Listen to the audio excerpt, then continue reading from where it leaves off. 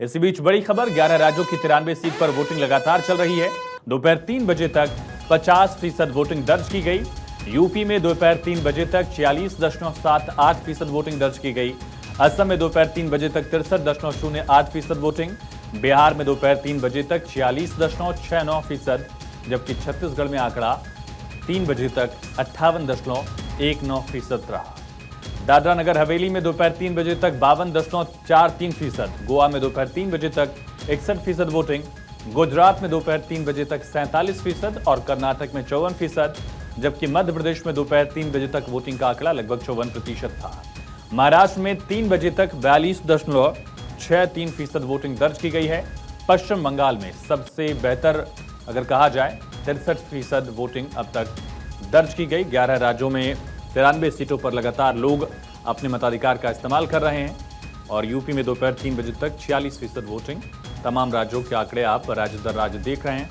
असम में आंकड़ा 63% है और साथ ही पश्चिम बंगाल में भी वोटिंग परसेंटेज 63% है। बेहतर दिख रहा है आंकड़ा असम और पश्चिम बंगाल का, लेकिन कई राज्यों के आंकड़े चिंतित भी करेंगे राजनीतिक दलों को। मसलन महाराष्ट्र में 42% वोटिंग और इसी तरह से अभी तक अगर बात की जाए बिहार की, तो बिहार में भी लगभग 46% वोटिंग दर्ज की गई है। क्या एक बार फिर से इन राज्यों में स्लो वोटिंग जो है वो टर्नआउट को कम रखेगा? इससे किसका फायदा किसका नुकसान, इसका आकलन हम करेंगे, लेकिन उससे पहले इन राज्यों के आंकड़े समझिए। 3 बजे तक ओवरऑल इन 93 सीटों पर अब तक 50% वोटिंग दर्ज की गई है। हालांकि जैसे जैसे दिन ढल रहा है वैसे उम्मीद की जा रही है कि वोटिंग परसेंटेज में इजाफा देखा जाएगा। लोग गर्मी के बाद, धूप के बाद अपने मताधिकार का इस्तेमाल करेंगे।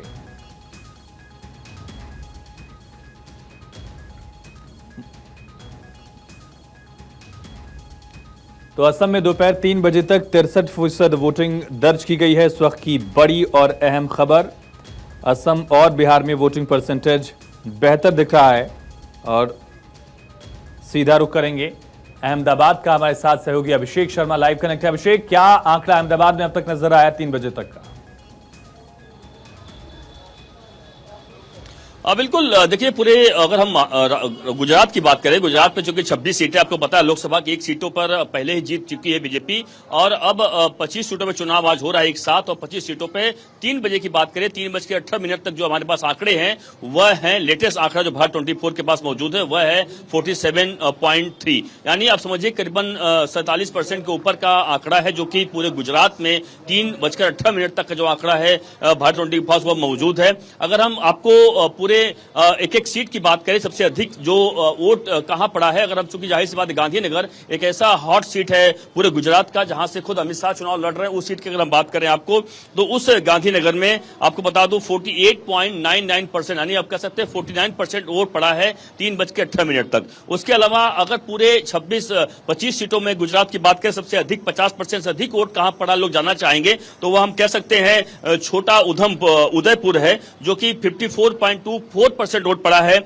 उसके अलावा भरूच की बात करें, भरूच में 54.90% वोट पड़ा। भरूच वह जगह है जहां से आपको पता है कि एक जमाने में अहमद पटेल चुनाव लड़ा करते थे, 3 बार वह सांसद रहे, लेकिन उनके जाने के बाद अब तब से बीजेपी है, बीजेपी और लगातार उस जगह पर बनी हुई है। और पहली बार ऐसा हो रहा है कि आम आदमी पार्टी उस भरूच से चुनाव लड़ रहे कैंडिडेट है, चुनाव उतारा गया है। सबसे अहम बात देखिए, यहाँ पे यह भी देखना होगा कि गुजरात में कोई भी कांग्रेस हो या बीजेपी, किसी ने भी मुस्लिम कैंडिडेट नहीं उतारा, जबकि पूरे गुजरात में 10% से अधिक मुस्लिम वोटर हैं। लेकिन जाहिर सी बात है कि इस वक्त आपका अगर पूछा आपने मैं हूं कहां, तो मैं अहमदाबाद जो नॉर्थ वेस्ट का जो सीट है, वेस्ट सीट पर मौजूद हूं, जो कि गांधीनगर से लगा हुआ है। और यहां पर जो कि यहां पर जो SC/ST जो सीट है, यानी रिजर्व सीट होने की वजह से यहां पर 2 कैंडिडेट भरत मकवाना और अन्य एक और मकवाना है, जो उनके बीच में लगातार लड़ाई यहां पर है, बीजेपी और वर्सेस कांग्रेस लड़ाई है। और इस सीट की बात करें तो करीबन यहां पर भी 50% के आसपास वोट पड़ा है। तो पूरे गुजरात में देखिए कि लगातार वोटों का सिलसिला लगातार है। जहां जहां मैं गया, गांधीनगर के तमाम उन बूथों पर गया जहां पे हाई प्रोफाइल जो बूथ कहे जाते हैं, उन सभी बूथों पर जाकर देखा तो कहीं न कहीं तमाम जगहों पर भारी संख्या में वोटर जो है वह निकलकर सामने आ रहे थे और कई जगहों पर लंबी लंबी कतारें लगी हुई थी। महिलाएं हों या फिर बुजुर्ग हों, वह भले ही उनको कोई साथ में लेके आ रहा था, लेकिन वह आकर वोट करना चाह रहे थे और वो लोग बिल्कुल आप बने रहिए और अपडेट तरफ से लेंगे। हमारे साथ कुछ खास मेहमान जुड़े, उनका तारुफ करा दे। रत्नाकर सिंह जी नेता बीजेपी के, मोहम्मद आजम जी प्रवक्ता समाजवादी पार्टी के, परविंदर सेठी जी राजनीतिक विश्लेषक और अक्षय लगातार हमारे साथ बने। अक्षय, फिरोजाबाद का आप आंकड़ा बता रहे थे, तस्वीर क्या वहां आई है और त्रिकोणीय मुकाबले का जो जिक्र किया जा रहा था, लोगों से मुद्दों को समझने में ये कितना रिफ्लेक्ट हुआ है?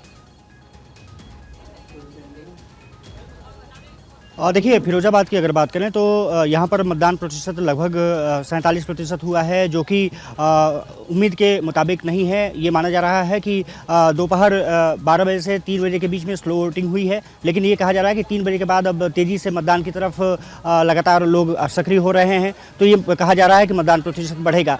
संभल में सबसे ज़्यादा, अगर 10 सीटों में बात करें तो सबसे ज़्यादा मतदान प्रतिशत हुआ है। आगरा में सबसे ज़्यादा कम 43% हुआ है। और हमारे साथ जो स्थानीय सहयोगी हैं आगरा मंडल के, ये जरूर बताएंगे। शुभम दुबे, इन्होंने मतदान भी किया है। शुभम, दिखा दीजिए तस्वीरें जो आई है, बहुत अच्छी नहीं दिखी हैं। एक चीज़ मैं आपसे जानना जरूर चाहूँगा, मतदान का बहिष्कार कई जगह किया गया है और कई जगह पर फर्जी मतदाता भी पकड़े गए हैं, क्या अपडेट है?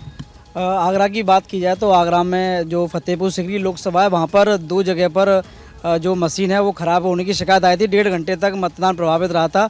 आगरा में ऐसी कोई घटना नहीं थी, लेकिन फिरोजाबाद की बात की जाए तो फिरोजाबाद में एक घड़ी गरौली गांव पड़ता है, टूला विधानसभा का है। वहां पर सुबह से मतदाताओं ने वोटिंग नहीं की है और पूरी तरह मताधिकार का बहिष्कार किया है। उनका कहना है कि हमें 1.5 किलोमीटर दूर जो बूथ दिया गया है उस पर अधिकारियों ने ध्यान नहीं दिया था, वहाँ पर बहिष्कार रहा है। दूसरी बड़ी घटना जो हुई है जसराना क्षेत्र की है फिरोजाबाद के, जहाँ पर एक बीएलओ को मतदान प्रभावित करने के आरोप में पुलिस ने गिरफ्तार किया है। एक चीज़ और जो इस यादव लैंड के बारे में कहा जाता है, आगरा की बात करें, फिरोजाबाद की बात करें, एटा की बात करें, हाथरस की बात करें, वोटिंग परसेंटेज बहुत इस बार कम नज़र आए हैं। जो पिछली बार था लगभग 60% के आसपास का ये वोटिंग परसेंट था, तो ये लगता है कि ये आंकड़ा उस लेवल तक पहुँच जाएगा? अभी तक जो पोलिंग बूथ है वहाँ पर भीड़ लगातार दोपहर में कम हुई थी, लेकिन दोबारा से बढ़ रही है, तो उम्मीद जताई जा रही है 55 से 60% मतदान लगभग होने की आशंका है। अगर बात फिरोजाबाद की जाए तो फिरोजाबाद के अंदर मतदान का जो प्रतिशत है वो आगरा और फतेहपुर सीकरी से लौट रही हूँ अक्षय आपके पास, लेकिन तो तमाम सहयोगी अलग अलग जगहों से हमारे साथ कनेक्टेड हैं। अखिलेश सोलंकी भोपाल से हमारे साथ इस वक्त कनेक्टेड है। अखिलेश, आपके पास आते हुए, क्योंकि आप सुबह से ग्राउंड जीरो पर मौजूद हैं, मत प्रतिशत के लिहाज से क्या आंकड़ा अभी तक है और जैसे जैसे दिन आगे बढ़ रहा है, क्या वोटर्स की जो संख्या है वो कम हो रही है या फिर आखिरी घंटे में बहुत लोग अपने घरों से बाहर निकल रहे हैं, तो उस तादाद से वहां पर कैसी तस्वीर? देखिए, ओवरऑल मध्य प्रदेश का जिक्र करें, 9 सीटों की अगर मैं बात करूं तो 3 बजे तक लगभग 55% या 54 के थोड़ा सा ऊपर इसको मान रहे हैं, लेकिन 9 अलग अलग सीटों पर अलग अलग तरह का वोटिंग ट्रेंड देखने को मिला है। शहरी सीट जो है भोपाल, यहाँ पर 50% मतदान हुआ है 3 बजे तक, लेकिन राजगढ़ जो कि जहाँ से दिग्विजय सिंह लड़ रहे हैं और विदिशा जहाँ से शिवराज सिंह चौहान चुनाव लड़ रहे हैं, यहाँ पर अच्छी वोटिंग देखने को मिल रही है। यानी कि जहाँ कंपटीशन है, यहाँ या बड़ा चेहरा है, वहाँ पर अच्छी वोटिंग देखने को मिली। गुना में भी कुछ वैसा ही आलम है। ओवरऑल प्रतिशत की बात करें तो पिछले 2 चरणों से कुछ बेहतर स्थिति रहेगी और 3 सीटें ऐसी हैं, भिंड, मुरैना और ग्वालियर, जहां पर वोटिंग परसेंटेज कम रहा है और ये वो कम वोटिंग परसेंटेज उदासीन वोटर किसके प्रति ये देखना बड़ा दिलचस्प होगा। लेकिन ग्राउंड पे अगर हम देखें तो सवेरे 12 बजे तक अच्छी भीड़ थी, लेकिन अब लगता है कि 4 से 6 के बीच यानी कि अंतिम 2 घंटे में बम्पर वोटिंग हो सकती है सभी जगह, क्योंकि गर्मी इतनी ज्यादा है, धूप इतनी तेज है कि अब लोग या तो अर्ली मॉर्निंग वोट कर रहे हैं या लेट इवनिंग वोट कर रहे हैं। खुद गृह मंत्री भी चिंतित थे और बाकायदा तो उन्होंने डेडलाइन दे दी थी और कह दिया था मंत्रियों को कि आपके अपने क्षेत्र में वहां पर वोटिंग परसेंटेज बढ़ाए, इसकी जिम्मेदारी आपकी, नहीं तो खतरे की घंटी बज रही है। क्या इसका कोई असर देखने को मिला तीसरे फेज में? मंत्रियों की भी ड्यूटी थी और खासतौर से प्रदेश अध्यक्ष और तमाम लोग कोशिश वहां कर रहे हैं, लेकिन वोटर को घर से निकालना सब कुछ मोटिवेशन पर डिपेंड करता है और सेल्फ मोटिवेशन बहुत जरूरी है। भोपाल में अगर राजधानी की मैं बात करूं तो यहां बाकायदा इनाम भी घोषित किए गए हैं, लकी ड्रॉ निकाले जा रहे हैं, उसके बाद भी 50% ही वोटिंग हुई है। और भोपाल क्योंकि शहरी इलाका है, शहरी इलाके में लोगों ने छुट्टी की तरह इसको क्या ले लिया, ये देखना दिलचस्प होगा।